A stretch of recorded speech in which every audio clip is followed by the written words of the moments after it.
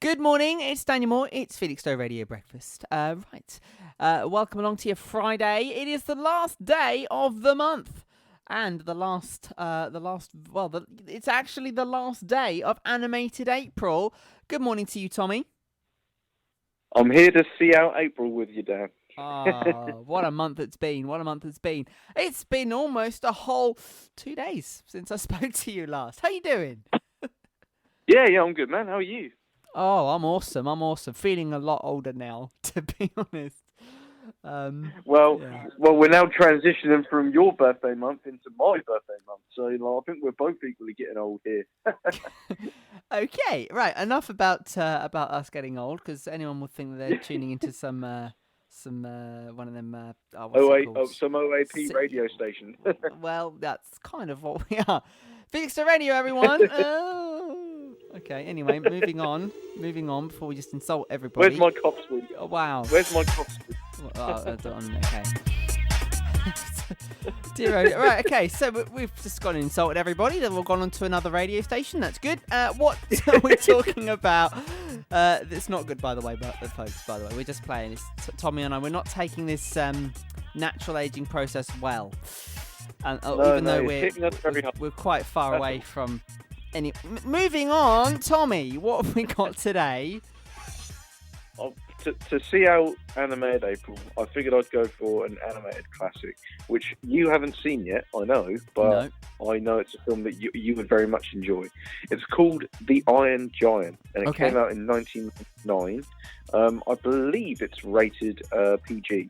I think there's the odd thing in it. You might need to quote me on that one, but having not watched this film since childhood, my friend lent it to me to re-watch, and to put it simply, I watched his Blu-ray and then immediately purchased my own Blu-ray copy the next day, because this is a film that would be a crime to not reside in my collection.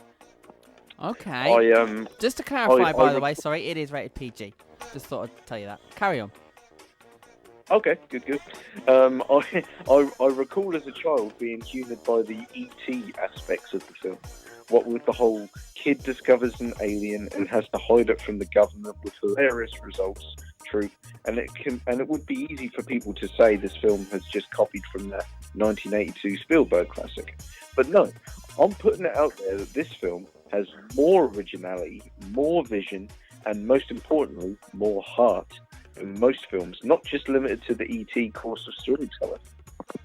I shall whiz through the characters and what I like about them briefly. Okay. So the main character, Hogarth, he's the kid protagonist of the film. I like how his reactions are always justified to what a real kid would do in this bizarre situation, and he is the moral compass of the story, and he helps progress the Iron Giant's character forward. And then you have Annie, who's Hogarth's single mum, voiced by Friends star Jennifer Aniston, of all people. Okay. It's a very different approach for a single mum in the 1950s. You don't usually think attractive 29-year-old mother of a 10-year-old in the 1950s as a realistic setting. But it works, and she again, also has a lot of heart that gets involved in the film. And then you've also got Dean in the film, the beatnik scrap artist. Might earn my biggest laughs in the film, what with the whole "call me Dean" sequence when a squirrel crawls up his pants and he's trying not to reveal that he's got a squirrel up his pants. Okay. And his epic response to getting tidal waves off of the lake side by the giant, calm yet clearly disturbed by what is going on around him. Definitely standout character for me. And then you've got Kent Mansley, the stereotypical bad guy character, had to be voiced by the brilliant character actor Christopher McDonald. You might remember him from a movie we watched a long time ago called Superhero Movie. He was the bad guy in that. Okay, yep. I remember watching that movie. I didn't enjoy it, but let's not even go there. Let's not dwell. No, let's not. But known for playing likeable villains in other movies, Mansley holds up the perfect balance between overly confident jerk and very threatening government official who watched Hogarth until he falls asleep because he thinks he's up to something weird. He thinks he's watching Hogarth like a hawk because he wants to report the giant to the government and dob him in. So it's a very good cat and mouse kind of aspect of the film. Okay. And then you've also, lastly, got second to last. Sorry, you've got General Rogard, voiced by Frasier's brilliant John Mahoney. His all-American voice really screams government general, and all the hilarious shouting that comes with it. And lastly, we've actually got the titular character, the Giant, who knew a Vin Diesel character could bring tears to one's eyes. And this is 15 years before Guardians of the Galaxy's Groot. You root for this giant to understand humanity better, all the way to his eventful one-on-one with that nuclear missile at the end, which I won't go into further detail for spoiler purposes. No, don't spoil it. So, That's the question. Yep. So basically, there's a lot of what you're saying that's making me think of other films. So, quite an icon, would you say? Oh, definitely. It's an underappreciated classic as far as I'm concerned.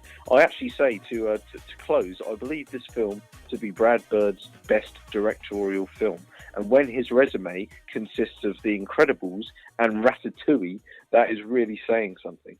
Absolutely. Am I right in saying that this is spinning off? You haven't seen Ratatouille, have you? Or have I you? have. I've seen Ratatouille. You have? Okay. Yeah, have you?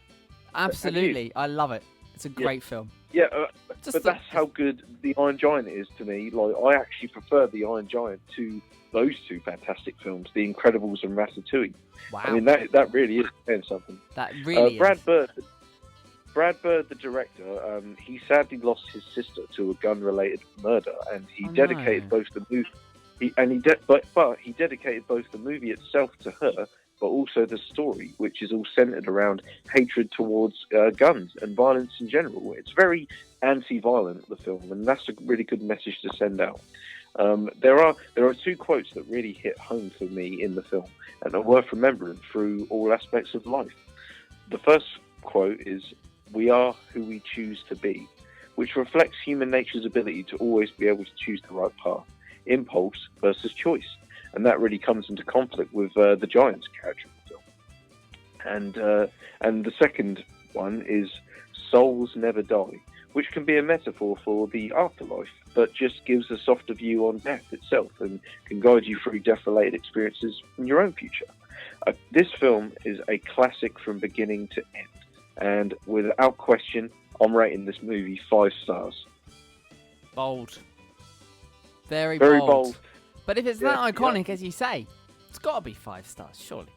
It is, and that's why I really, really want you to see this movie, Dan, because you love The Incredibles, you love Ratatouille.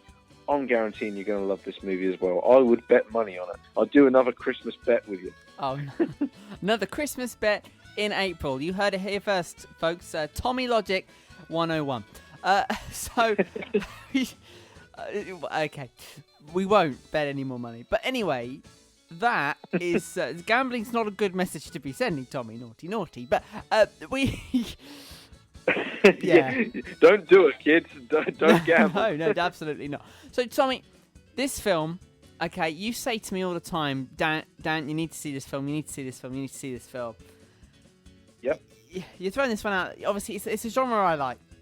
It's a part of an iconic series of films that I've already told you I like. I've got to do it. Which is?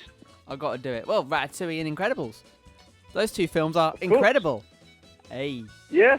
That was a bad nice joke. Pun. Very terrible joke.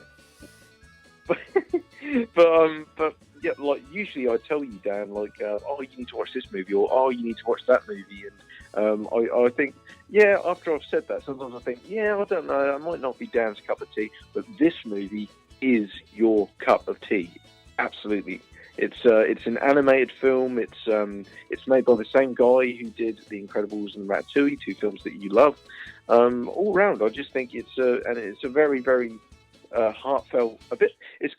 You know what? It's got the brains of the Incredibles movies. It's got the heart of the Toy Story movies in it, and with a bit of ET thrown in as well. And I think I guarantee you would love this movie. A bold statement from Tommy there. Yep. Well, Tommy, thank you very much. That does conclude Animated April. I want more Animated April. It's not fair. I know. I've got to wait till April though. But to be fair, for me, I'm actually looking forward to Sci-Fi September. A favourite of mine, a new found favourite of mine. Yes. Yes. I believe is tucked very securely in that month. We're not going to give you any more away than that. But that is... No.